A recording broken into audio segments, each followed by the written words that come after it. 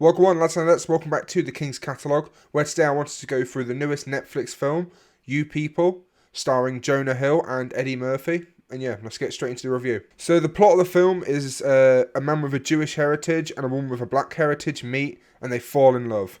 They really like each other. They go through all these stages quite quickly. They really do like each other. But the dad of Amira, who is the woman with a black heritage, is very skeptical about the relationship and tries to sabotage it. While Ezra's mother, who is the man with the Jewish heritage, is extremely tone deaf and says a lot of racist stuff. So it has a whole dynamic of the dad isn't impressed and the mum is really not helping the situation. And basically it's just them trying to, be together, all the things that happen with them trying to bond with the dad.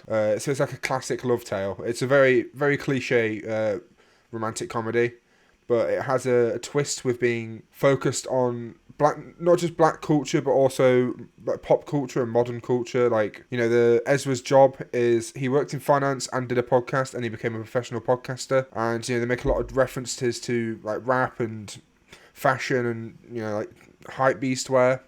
So it's a very modern version of a love classic trope. I think trope's the right word to say. And the characters in this thing were pretty good. Jonah Hill was playing our male protagonist, Ezra, who was, this podcaster. He was a rap enthusiast.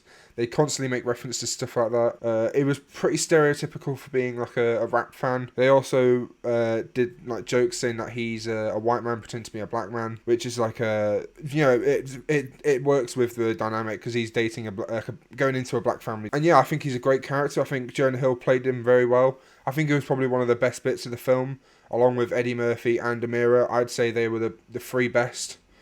And going on to Eddie Murphy, I'll go into him now.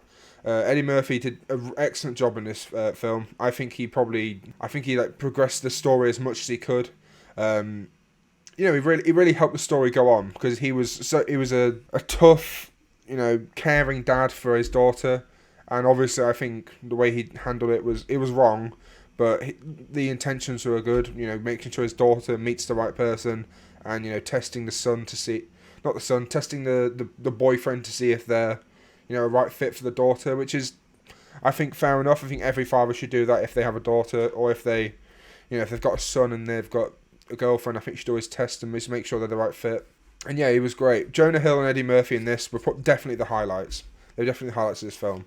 Amira was also pretty good in this. I found her to be... She's a great actor, first of all. I don't actually know her name. Her name is... I had it up a second ago. Lauren London. Excellent actress, sorry. She portrayed it very well.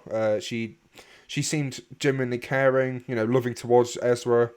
And yeah, the next character... I've only got a few characters to the guest stuff. I've got the main characters and I'll go through the other ones in a short way.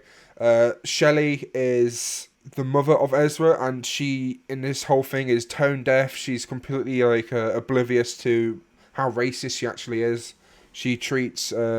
Amira different compared to other people, and through the film she learns to not do that, and it gets better and better until she does it again, and then it has a big thing and it becomes a big problem. But yeah, and the final character that I want to put more detail into is Mo.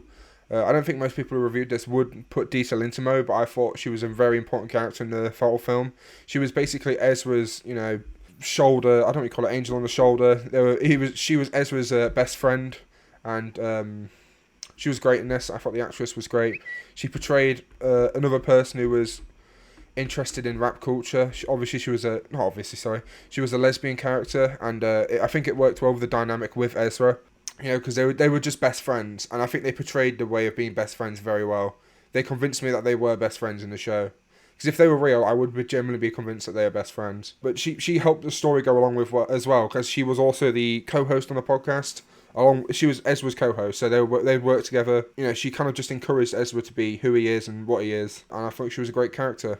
There's some other characters in the show, like Ezra's dad. Just all he talks about is Exhibit, the rapper Exhibit, which is a very weird choice of a rapper to go with. Ecstasy, but they can do what they want. And who else? Ezra's sister, who's also a lesbian, which is it's not me just saying that. It's a very big part of the film that she is a lesbian. Who else? I can't think of any other characters. And I guess there's Amira's mum, but she's kind of just There's not much detail put into her really. She's a good character.